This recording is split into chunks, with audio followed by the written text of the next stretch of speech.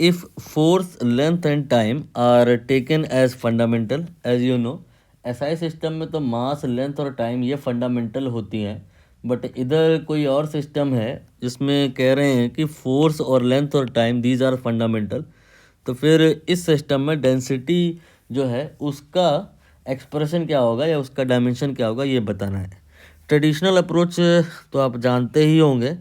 करना क्या होता है कि जिस क्वांटिटी की यहाँ पर बात कर रहे हैं डेंसिटी, उसको हमें फंडामेंटल क्वांटिटी पे एफ, एल और टी पे डिपेंड कराना होता है। पावर अपनी तरफ से कुछ मान लेनी होती है एक्स वाई जेड, और इन्हें ही हमें निकालना होता है। प्रोसीजर ये रहता है कि हम इन क्वांटिटीज़ की डायमेंशन पुट करके, कंपेयर करके, इक्वेशन बना के, उनको सॉल्व करके एक्स वाई जेड निकाल लेते हैं। ये लेकिन एग्ज़ाम पॉइंट से अप्रोच थोड़ा नेगेटिव मानी जाएगी, रीज़न बीइंग कि समय किल होगा और ट्रिक यहाँ पे अवेलेबल है, तो फिर हम उसको ही प्रेफरेंस देंगे। ट्रिक क्या है?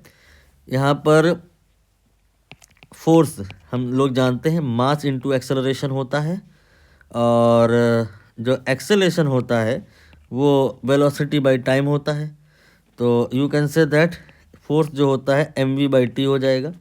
मोमेंटम डिवाइड बाय टाइम करके भी लिख सकते हो आप, राइट। नाउ जो वेलोसिटी होता है वो आपका होता है डिस्टेंस या डिस्प्लेसमेंट डिवाइड बाय टाइम। सो जो f आएगा यहाँ से v की जगह मैं रख रहा हूँ l या कैपिटल L कर लो, डिवाइड बाय t। तो m then l divide by T square, ये फोर्स का एक्सप्रेशन आ गया।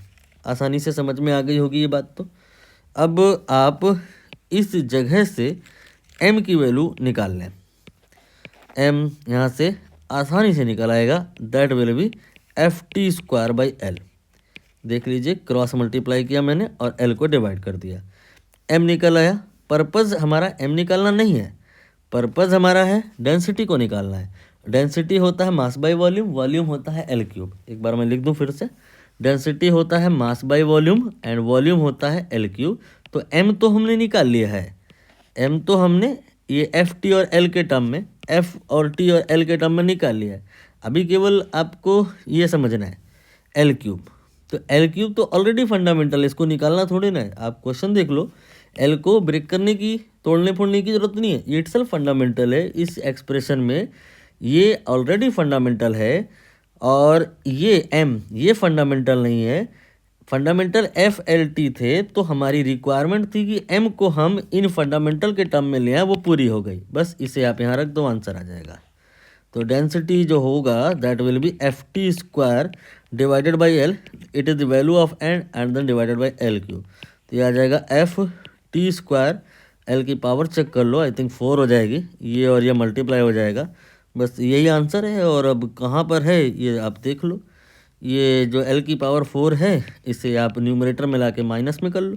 तो एफ एल माइनस 4, ये एफ एल माइनस 4 T2 पहला ही ऑप्शन करेक्ट है।